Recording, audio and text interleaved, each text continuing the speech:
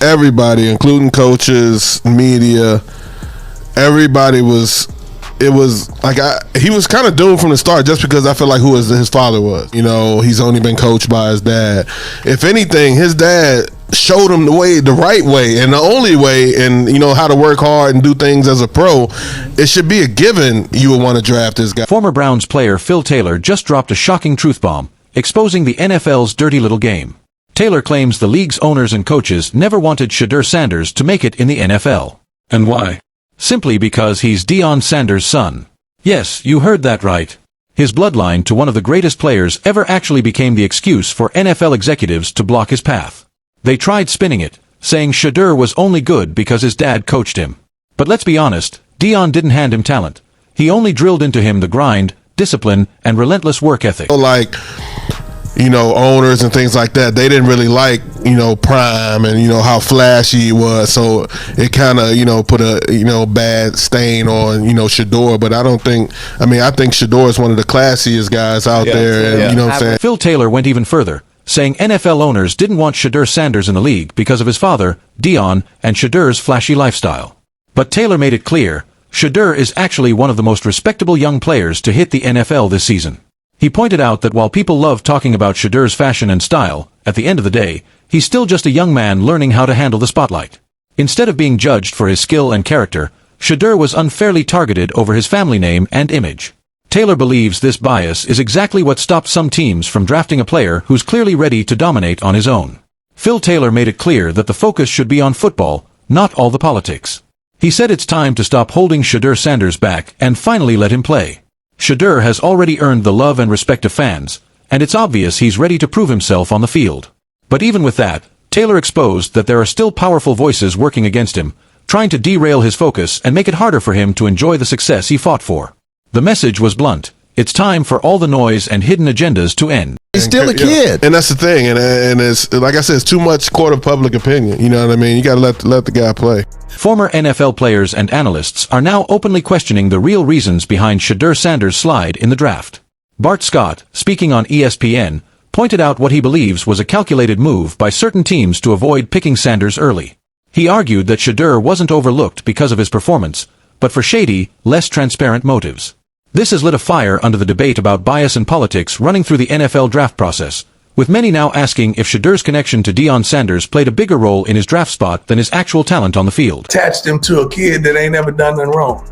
Yeah. How does that make you feel when you see your colleagues or your peers going in on you, man? Like, how does that make you feel? No idea, man. You have no idea. We've always been in front of the camera, so they know how to navigate. They know how to handle themselves. Yeah. And you're not gonna catch them in no foolery and no mess. You're not. When you sit up there and say something like, he went in a meeting unprepared, like, dude, Shedeur Sanders, who's had 6 different coordinators. Bart Scott made it clear that Shedeur Sanders wasn't just a good option. He was the perfect fit for multiple teams desperate for a quarterback. He argued this wasn't even up for debate. Passing on him was a massive blunder. Scott stressed that scouts and evaluators already had all the film, stats, and proof they needed to make the right call. Yet, they still chose to ignore Sanders. According to Scott, that mistake is going to come back and bite them hard. As Sanders keeps proving himself on the field, Scott warned that some front office execs could end up losing their jobs for letting such a star slip away. So, what exactly set off this entire fiasco? Why are players and analysts suddenly speaking out against the owners for how they've treated Shedeur Sanders? Many blame the media, NFL pundits, and even certain coaches who twisted Shedeur's confidence into arrogance. His self-belief, which should have been praised, instead rubbed the wrong people the wrong way.